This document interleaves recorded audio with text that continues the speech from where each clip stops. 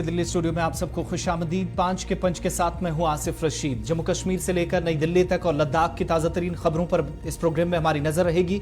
दिल्ली के अंदर लद्दाख को लेकर बड़ी मीटिंग और उस बैठक से क्या कुछ निकला है, डिटेल्स थोड़ी देर में आपके सामने रखेंगे। बात जम्मू कश्मीर और मुल्क के बाकी हिस्सों के अंदर इस वक्त जबरदस्त गर्मी, कुछ एक हिस्सों में, कुछ इलाकों में बारिशें, तो अलग अलग इलाकों से अलग अलग खबरें, लेकिन नुकसान की भी साथ साथ कुछ एक एरिया से खबरें आ रही हैं। डिटेल्स थोड़ी देर में आपके सामने रखेंगे। बात जम्मू कश्मीर में होने वाली यात्रा को लेकर करेंगे और साथ ही साथ उन प्रभावित, उन मुतासरा इलाकों की जहां पर 13 तारीख के बाद जल्जला और उसके बाद आफ्टर शॉक्स की वजह से काफी ज्यादा दहशत का माहौल है, डर और खौफ का माहौल है, लेकिन नुकसान भी कुछ एक इलाकों में। थोड़ी देर में कोशिश करेंगे मुकम्मल तफसीलात, इंतजामिया ने कौन से इकदाम अभी तक खित्ता चिनाब के अंदर उठाए हैं और बड़े नुकसान से बचने के हवाले से क्या इकदाम हैं, वो डिटेल्स आपके सामने रखेंगे। और इसके अलावा बात आज करेंगे पुलिस कार्रवाई की भी, क्योंकि एक और बड़ी कार्रवाई का दावा नॉर्थ कश्मीर के अंदर किया गया है। लेकिन शुरुआत 5 के पंच की तय फॉर्मेट के मुताबिक होगी और सबसे पहले हम बात करेंगे उन 5 खबरों की। वो 5 तस्वीरें आपको दिखाएंगे जो आज सबसे ज्यादा सुर्खियों में है, या जिन पर आप कमेंट ज्यादा करते हैं, या इस वक्त ताजा तरीन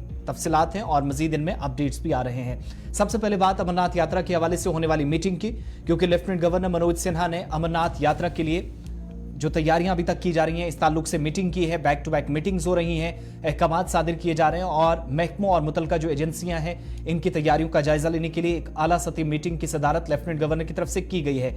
मीटिंग में जल शक्ति के प्रिंसिपल सेक्रेटरी एस शालीन काबरा, जो कि आज खुद यहां मौजूद थे, उनकी तरफ से डिटेल्स लेफ्टिनेंट गवर्नर के सामने रखी गई।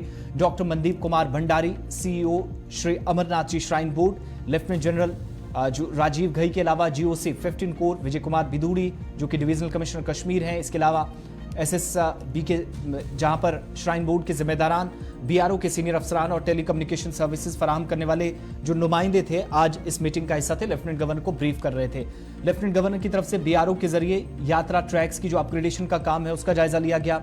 तमाम मुख्तलिफ जो कमजोर हिस्से हैं, जहां पर अभी तक काम मुकम्मल नहीं हो सका है, हिफाजती रैंकिंग की तंसीब, इसके अलावा जिन इलाकों के अंदर बर्फ की चट्टानें थी या बर्फ ज्यादा थी, मुश्किलात थी, उन एरियाज के हवाले से क्या इकदाम उठाए गए, ये भी बताया गया है। आर्मी ने टेंट की जो तंसीबात होनी है, जिन एरियाज के अंदर खेमे लगाए जाएंगे, उन मकामात की चूंकि अदालत के हुक्म के बाद अब निशानदेही भी की जानी थी, ताकि पिछले साल वाला कोई जैसा हादसा हुआ था उस तरह की सूरत हाल ना बने। इस ताल्लुक से गुफ्तगू हुई और कम्युनिकेशन के साथ साथ कनेक्टिविटी को बेहतर करने पर जोर दिया गया है। टेलीकॉम सर्विस फराहम करने वालों को भी हिदायत दी गई कि नेटवर्क कनेक्टिविटी को बढ़ाया जाए। यात्रा के रास्ते जहां पर आज के वक्त में कई तरह की परेशानियां जो पिछले सालों में आती रही हैं, वो ना आए, इस हवाले से इकदाम पर जोर दिया गया। महकमा आबशी और फ्लड कंट्रोल के जरिए किए गए जो कामकाज हैं, उनका जायजा लिया गया और यात्रा के आगाज से कबल तमाम मुतलका कामों की तकमील को यकीनी बनाने पर आला वसाइल को मुतहरिक करने और अफरादी कुव्वत बढ़ाने की हिदायत भी जारी कर दी गई। इस मीटिंग में doctor Raghav langar, secretary planning, development and monitoring department, Syed Fakhruddin Hamid, deputy commissioner Anantnag, Shyambir, deputy commissioner Ganderbal, क्योंकि 2 मेन रूट्स हैं तो दोनों रास्तों पे इन अफसरान की जिम्मेदारी होगी, इसलिए उनकी तरफ से भी ब्रीफ किया गया और बाकी जो मुतलका महकमे, उनके आला अफसरान भी इस मीटिंग में शिरकत कर रहे थे। जरूरी हिदायत यात्रा के हवाले से इस मीटिंग में, और अब तक की सबसे बड़ी और इंपॉर्टेंट मीटिंग्स में से एक थी, जहां पर लेफ्टिनेंट गवर्नर मनोज सिन्हा खुद सूरत हाल के ताल्लुक से ब्रीफ करने के बाद आज हिदायत अफसरान को दे रहे थे। दूसरी खबर आपको नॉर्थ कश्मीर से बताते हैं, जहां पर पुलिस की तरफ से कार्रवाइयां जारी हैं। मंशियात मुखालिफ एक्शन मुसलसल किए जा रहे हैं और इस सिलसिले में जहां पर अभी तक कार्रवाई के हवाले से बात हो रही है, लेकिन बात जरा राजौरी की तस्वीरें आपके सामने हैं, जहां पर इससे पहले हम मंशियात के ताल्लुक से बात करें तो राजौरी की तस्वीरें, क्योंकि जम्मू कश्मीर पुलिस की तरफ से राजौरी के अंदर 5 लोगों को गिरफ्तार किया गया है। इनका ताल्लुक जिले के थाना मंडी के खबलान गांव से है और एक शख्स के कत्ल का यहां पर केस जो सामने आया था और पुलिस बयान के मुताबिक मजीद 3 मुल्जिमान की गिरफ्तारी के लिए छापे भी मारे जा रहे हैं, जो ताहाल जो आखिरी इतलात मिली फरार थे। इस वाक़े के बारे में तफसीलात फराहम करते हुए एसएसपी राजौरी की तरफ से अमृतपाल सिंह हाल ही में जिम्मेदारी संभाली थी।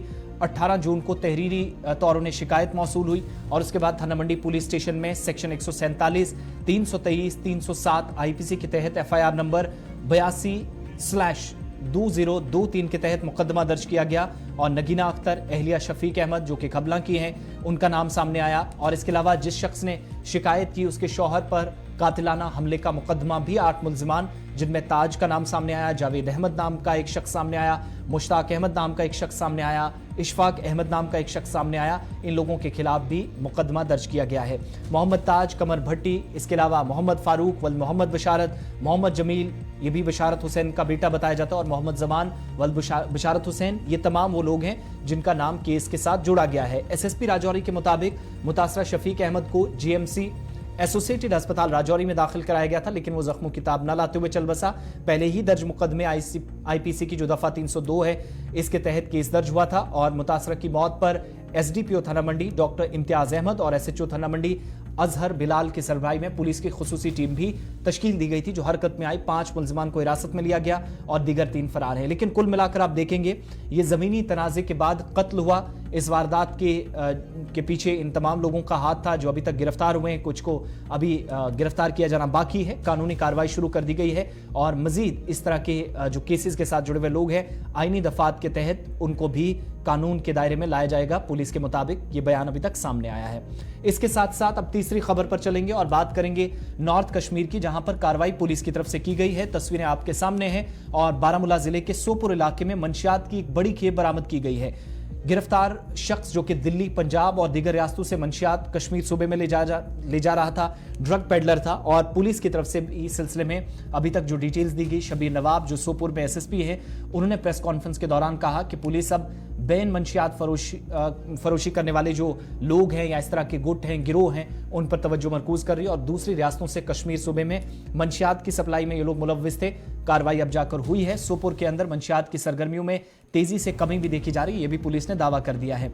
10 मई 2023 को पुलिस को कौमी शाहरा के संग्रामा पुलिस नाका चेकिंग के दौरान एक गाड़ी को रोकना पड़ा था, जब एक शख्स अल्ताफ अहमद सोफी नामी खुशहाल कॉलोनी बताया जाता है कि यहां का रहने वाला था और बदनामे जमाना मंशियात फरोश को गिरफ्तार किया गया, जिसने पूछताछ के दौरान यह एतराफ किया कि श्रीनगर का एक शख्स ममनू मंशियात सप्लाई करता है और इस सिलसिले में एनडीपीएस एक्ट की दफा 8/22 के तहत एक एफआईआर भी पुलिस थाना जहां पर तरजू के अंदर दर्ज की गई थी और अब तफ्तीश शुरू हुई। तो आज एसएसपी के मुताबिक 15 जून 2023 को दूसरा पाइन के अंदर जहां नाके के दौरान एक मशकूक शख्स परवेज अहमद भट्ट वल्द अली मोहम्मद भट्ट साकिन उमराबाद HMT श्रीनगर को गिरफ्तार किया गया, जो सोपुर से वडूरा की तरफ जा रहा था, और जाती तलाशी के दौरान कोडीन फास्फेट की 12 बोतलें बरामद हुई और साथ ही यह पता चला कि एफआईआर में इसका पहले से नाम जोड़ने की कोशिश थी क्योंकि इसके ताल्लुक से पहले भी शिकायत थी, लेकिन इसके साथ एक और मॉड्यूल काम कर रहा था जो अब पंजाब और दिल्ली के अंदर भी सरगर्म था। जम्मू कश्मीर के अंदर नौजवानों को किस तरीके से तबाही के रास्ते पर ले जा रहा था, उसके खिलाफ कार्रवाई हुई। अब गिरफ्तारी हो चुकी है, पुलिस ने कंफर्मेशन कर दी है। चौथी खबर, पुलिस को एक शख्स के बारे में काफी वक्त से कोशिश की जा रही थी कि इसको गिरफ्तार किया जाए, और कनाडा के अंदर ये शख्स जिसकी तस्वीर है, ये मुकीम था खालिस्तान का हामी हरदीप सिंह नजर इसका नाम बताया जाता है, और हुकूमत की जानिब से मतलूबा दहशतगर्द करार दिया गया था, जिसको ब्रिटिश कोलंबिया के पंजाबी अक्सरियती शहरी सुरे के अंदर जहां पर गुरु नानक से गुरुद्वारे की पार्किंग में 2 मालूम मुसल्लह अफराद ने गोली मारकर हलाक कर दिया, इस तरह की इतलात आई। और बताया जाता है कि गुरु नानक सिख गुरुद्वारे के ये सदर भी था सूबे के अंदर, इसको जिम्मेदारी मिली थी, और जालंधर के एक गांव का रहने वाला नजार अलहदगी पसंद तंजीम सिख फॉर जस्टिस से वाबस्ता था, जिस पर भारत में पाबंदी पहले से आयद कर दी गई थी। साथ ही यह भी कहा जाता है कि ब्रॉम्पटन शहर के अंदर खालिस्तान रेफरेंडम के इनेकाद में कलीदी किरदार अदा करता रहा, और कौमी तहकीकाती एजेंसी NIA की तरफ से गुज़श्ता साल 31 हिंदू पुजारी कमलदीप शर्मा को कत्ल करने की साजिश के सिलसिले में नजर समेत 4 अफराद के खिलाफ चार्जशीट दाखिल की गई थी, और 3 दिगर चार्जशीट कमलजीत शर्मा और राम सिंह है, जिन्होंने नजार और इसके साथी अर्शदीप सिंह उर्फ प्रभ की हिदायत पर पुजारी पर हमला किया था। NIA की चार्जशीट में यह भी पता चला था कि ये साजिश मुलजिम अर्शदीप और नजार दोनों कनाडा में मुकीम थे, जिनने हिंदू पुजारी का कत्ल करके पंजाब में अमन को खराब करने और फिरका वाराना हम आहंगी को बर्बाद करने के लिए साजिश रची थी। भारत की जानिब से मुसलसल कोशिशें की जा रही थी, जो मुल्क के बाहर ऐसी शिकायत न सिर्फ आ रही थी जिन लोगों के ताल्लुक से शिकायतें होने के बाद शवाहिद भी मिल रहे थे, और कैनेडियन हुकाम से पंजाब में दहशतगर्दी की कार्रवाइयों में मुबैना तौर मुलव्विस होने के इल्जाम में नजार के खिलाफ कार्रवाई करने को कहा था।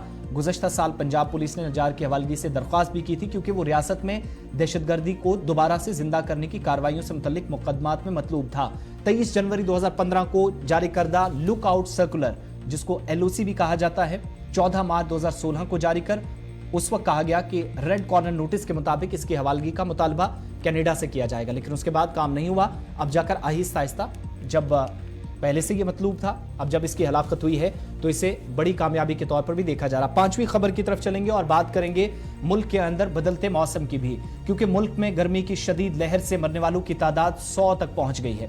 महकमा मौसमियात ने मजीद गर्मी की पेशन गोई कर दी है और मुख्तलिफ मीडिया रिपोर्ट्स आ रही थी कि ज्यादातर हलाकतें उत्तर प्रदेश, बिहार, उड़ीसा या पंजाब तक देखने को मिल रही थी। ऐसी सूरत हाल बन रही थी, लेकिन अब आहिस्ता आहिस्ता इन रिपोर्ट्स की तस्दीक सरकारी सतह पर भी हुई है और 11 अमवात जो कि महकमा मौसमियात के मुताबिक इससे कबल हुई थी, मजीद हलाकतें होने के साथ ये तादाद बढ़कर इस वक्त 100 तक पहुंच गई है। और एक जामे प्लान बनाने की जरूरत पर भी जोर दिया गया है। जिन एरियाज के अंदर ज्यादा गर्मी पड़ रही है, इस वक्त भारत के अंदर बाज रियासतों में गर्मी की शदीद लहर जारी है और 54 अफराद की हलाकतों की इतलात भी गुज़श्ता रोज सामने आई थी। इधर एनडीटीवी की रिपोर्ट्स पहले सामने आई थी, हुकूमत ने पहले तस्दीक की, बाद में तस्दीक की। मुख्तलिफ अस्पतालों में 400 के करीब अफराद ज़ेर इलाज हैं। ये सारी सूरत हाल। दूसरी तरफ डॉक्टर्स कहते हैं कि अगरचे अमवात की वजूहात मुख्तलिफ हैं, लेकिन शदीद गर्मी भी अवामिल में से एक हो सकती है और इसलिए लोगों को फिलहाल जहां पर दर्जा हरारत मुसलसल बढ़ रहा है, टेम्परेचर ऊपर जा रहा है, बढ़ने के साथ साथ आपको बचने की भी जरूरत है। जरूरी हिदायत या एहतियाती तदाबीर पर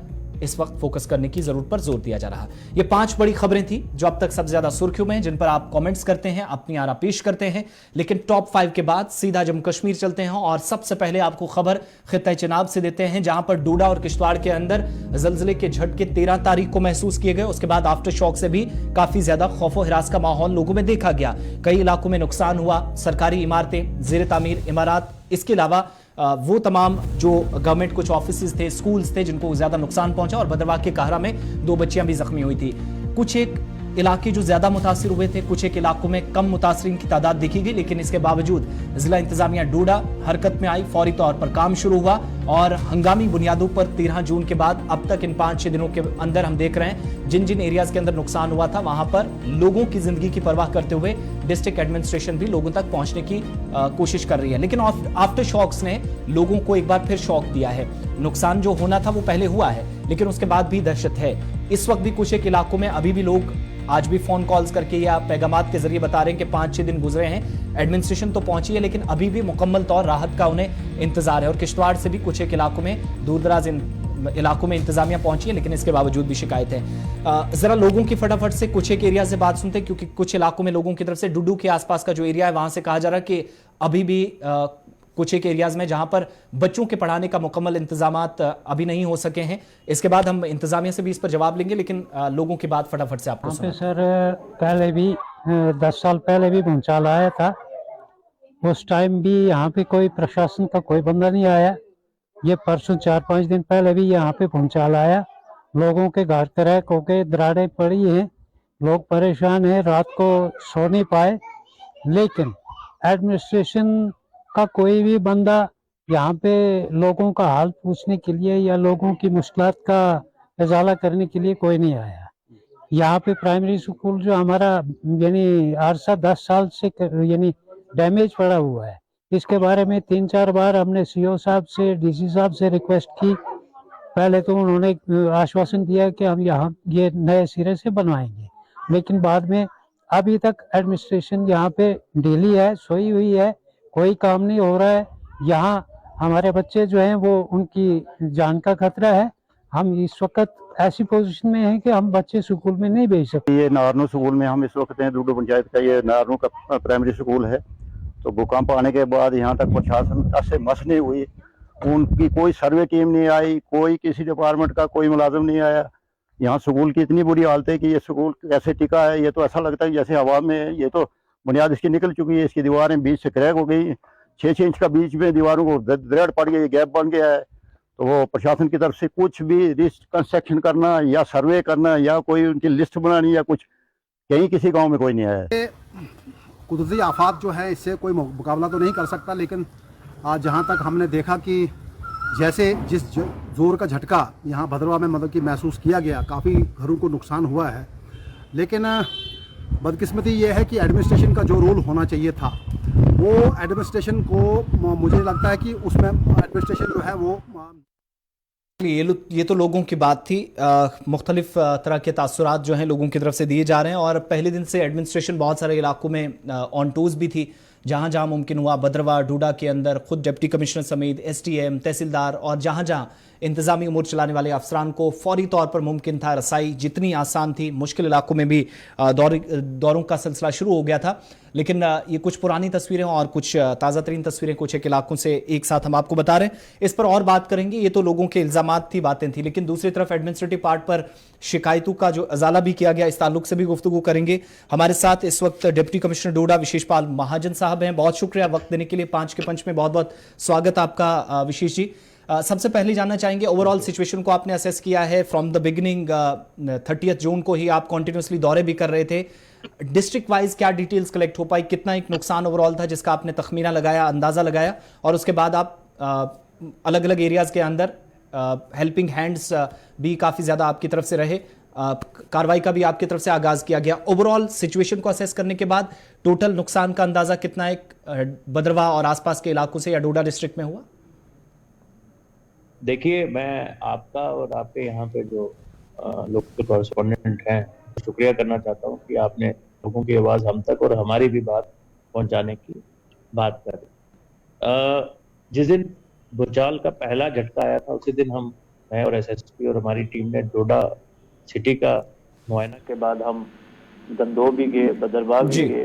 गंदोह में जो मेजरली इफेक्टेड था सिन्नू, यहाँ एक और एरिया था किलोतरा, वहाँ पे हमने विजिट किया। गंदोह प्रॉपर भी विजिट किया। मल्टीपल कंप्लेंट्स आ रही हैं लोगों की, मल्टीपल क्लेम्स आ रहे हैं। हमने तहसील लेवल, सब डिवीजन लेवल पे कमेटीज कॉन्स्टिट्यूट की हैं जिसके मेंबर्स इंजीनियर्स भी रखे हैं, ताकि एक फैक्चुअल असेसमेंट हो सके जो डैमेज हुई है बिल्डिंग को, ताकि जब relief cases as per rules जो बनते हैं उसमें कहीं भी किसी भी तरीके की कोई कोताही ना हो। दूसरी बात, आपने जो मैं सुन रहा था, लोगों ने स्कूल की बिल्डिंग्स की बात की।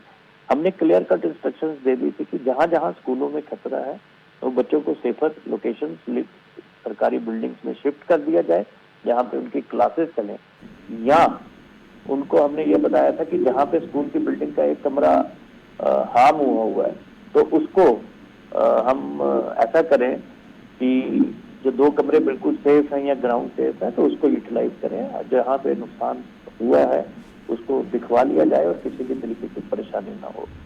हमने टेंट्स भी बांटे लोगों को, जहाँ पे जिनके घर हमें लगा कि अब इस काबिल नहीं रह गए हैं कि वो रह सकते हैं, उनको सरकारी जो हमारे पास एसेट्स थे उधर शिफ्ट किया। टेंट्स, कुछ लोग नहीं जाना चाहते थे सरकारी बिल्डिंग्स में, तो हमने उनको टेंट्स मुहैया कराए ताकि वो अपने हिसाब से रह सके। असेसमेंट पूरे जोर से चल रहा है। 3 मेजर मेरे ब्लॉक्स जो हैं या तहसील जैसे कहेंगे वो इफेक्ट हुई हैं, जिसमें गंदोह है, जिसमें ठाठरी है, जिसमें आपका ये है बदरवा। तो इसमें असेसमेंट का काम चल रहा है। हमने अपने जो जमीनी टीम्स हैं उनको बताया है कि वो हमें फैक्चुअल रिपोर्ट जल्द अज जल्द दे। रिपोर्ट्स आनी शुरू हो गई हैं, कुछ उनके ऊपर कार्रवाई उचित की जाएगी और किसी भी व्यक्ति का जो जायज क्लेम है उसको बिल्कुल ठीक तरीके से हैंडल किया जाएगा, एज पर रूल्स हैंडल किया जाएगा। अच्छा विशेष जी, चूंकि आपने जो कुछ करना था डिस्ट्रिक्ट लेवल पे ही किया है, अगर कहीं जरूरत पड़ी रिहैबिलिटेशन की तो क्या वो प्रोसेस भी कंप्लीट हुआ है? पहले क्या जरूरत पड़ी इस चीज की, इतना ज्यादा किसी एरिया के अंदर लोग प्रभावित हुए थे? अभी एज सच पर से अगर हम देखेंगे तो पूरा का पूरा कोई है नहीं। बीच में जैसे मैंने आपको बताया कि कुछ घर हमें जहाँ पे लगे कि वो इस काबिल नहीं है कि रिहाइश रख सकते हैं, हमने उन लोगों को इधर टेंट्स दिए हैं और सेफ बिल्डिंग जो सरकार की हैं वहाँ पे शिफ्ट किया हुआ है। जैसे भी हमारे पास कोई भी क्लेम आ रहा है तो हम उस क्लेम को कंसिडर करके जो भी रिक्विजिट एक्शन है वो ले रहे हैं हम।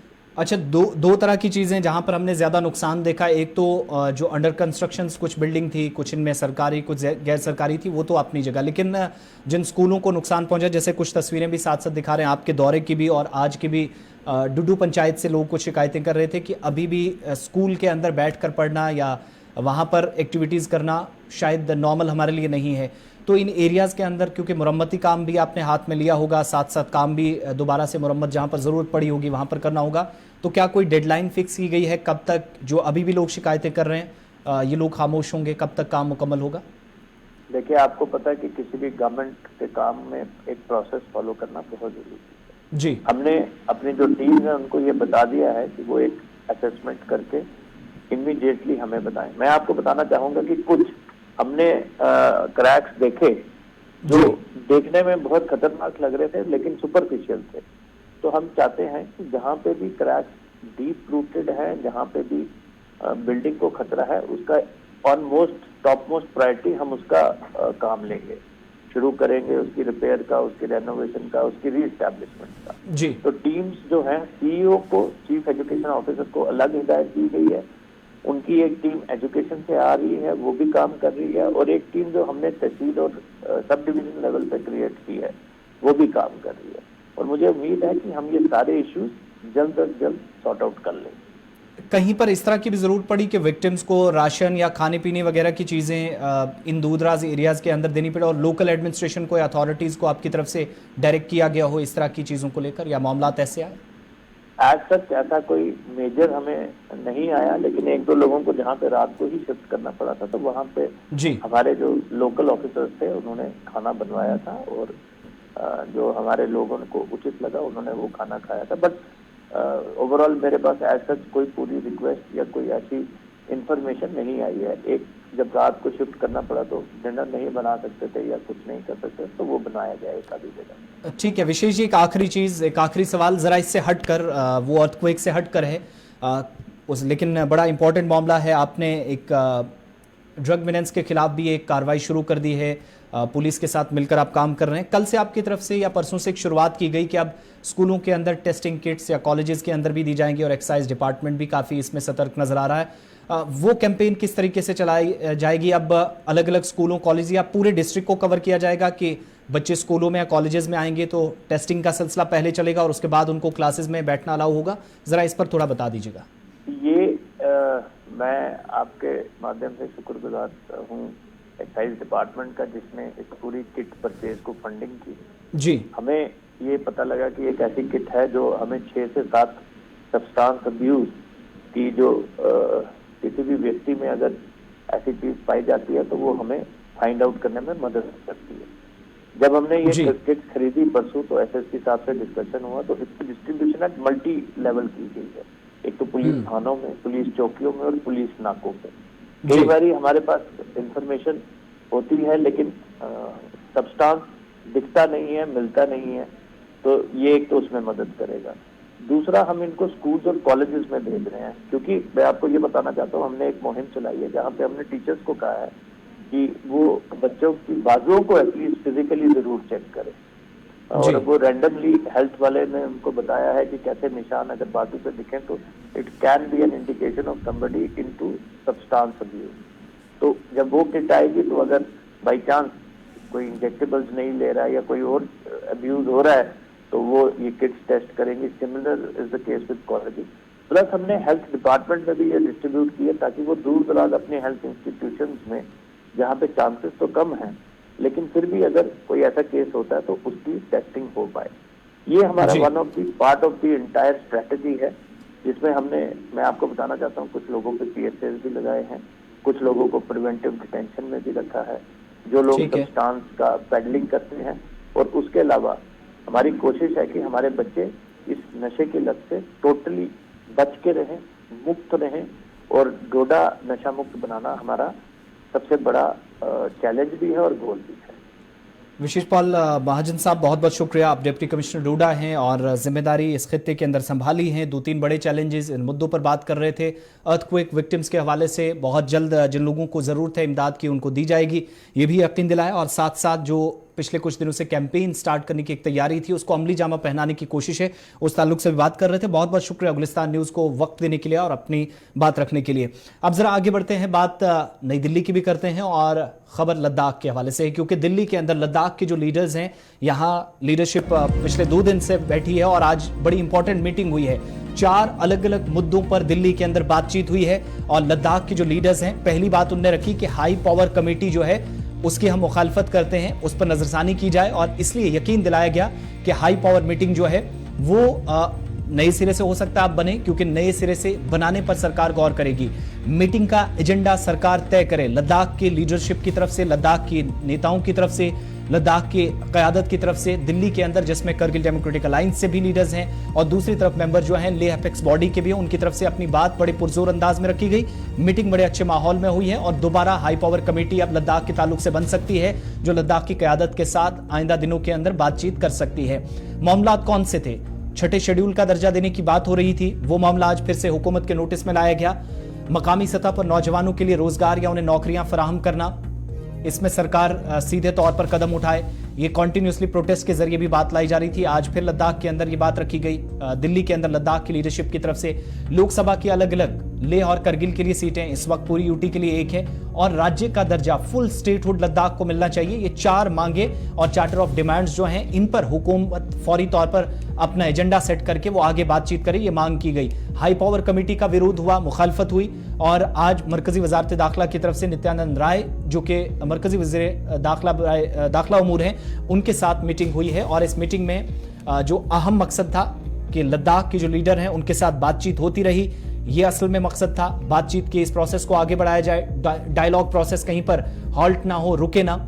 इसके अलावा ओवरऑल एमएचए की तरफ से, वजारत दाखिला की तरफ से यकीन दहानी कराई गई है कि वो अपने लेवल पर पहले गृह मंत्रालय के अंदर मीटिंग करेगा, यानी वजारत दाखिला में मीटिंग्स होंगी लद्दाख के इन मामलात को जो यहाँ पर डिस्कस हुए हैं, फिर दोबारा आपके साथ डायलॉग होगा। नेक्स्ट राउंड ऑफ टॉक्स जो है उसके ताल्लुक से भी डेट बहुत जल्द सामने आ सकती है। इधर मीटिंग अच्छे माहौल में हुई है, ये भी जो दिल्ली के अंदर लद्दाख की क़यादत जो है वो बता रही है और इसमें होम सेक्रेटरी अजय कुमार भल्ला के अलावा वजारत दाखिला के सीनियर ऑफिशियल्स थे, वो भी इस मीटिंग का हिस्सा थे, बाकी ऑफिशियल्स थे।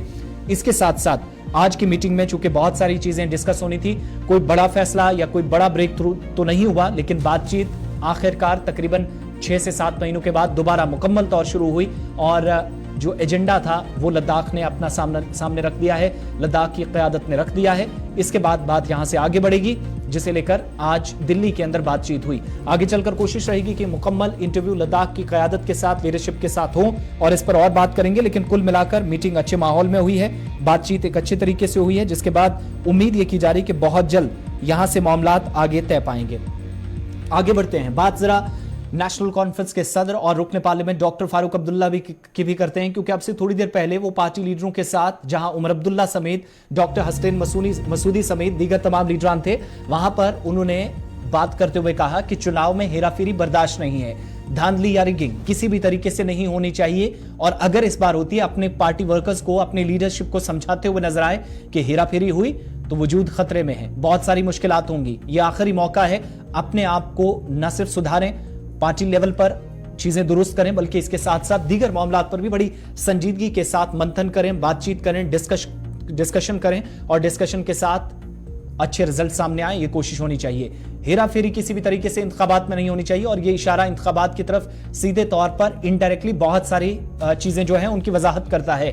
डॉक्टर फारूक अब्दुल्ला, जहां पर पार्टी लीडरशिप जो आज मौजूद थी, उमर अब्दुल्ला उनके साथ थे, नासिर असलम वानी उनके साथ थे, इसके अलावा दीगर कई सीनियर लीडरान जो उनके साथ श्रीनगर में उनके वहां मौजूद थे और इस दौरान इन बातों का इजहार डॉक्टर फारूक अब्दुल्ला ने किया। चंद उनकी बातें सुनते हैं और उसके बाद प्रोग्राम में आगे बढ़ेंगे।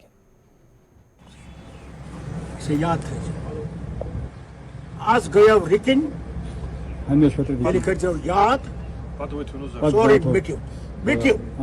बराबर sir Az şunu saval, deçun kovar yukun hukun. Az şu saval is bachwa, don taşokus bacha, tinki bacha. बराबर सर। फारूक अब्दुल्ला, रिगिंग हुई तो हालात बहुत मुश्किल हो जाएंगे। अपने पार्टी लीडर्स से बात कर रहे थे। 5:30 बज चुके हैं। आप सबका बहुत बहुत शुक्रिया हमारे साथ रहने के लिए। 5 के पंच में इतना ही। वक्त छोटे से ब्रेक का है, ब्रेक के उस पार लौटेंगे तो खास मुलाकात, खास बातचीत जम्मू कश्मीर पीपल्स कॉन्फ्रेंस से अलग होने वाले बशारत बुखारी के साथ। ब्रेक के उस पार।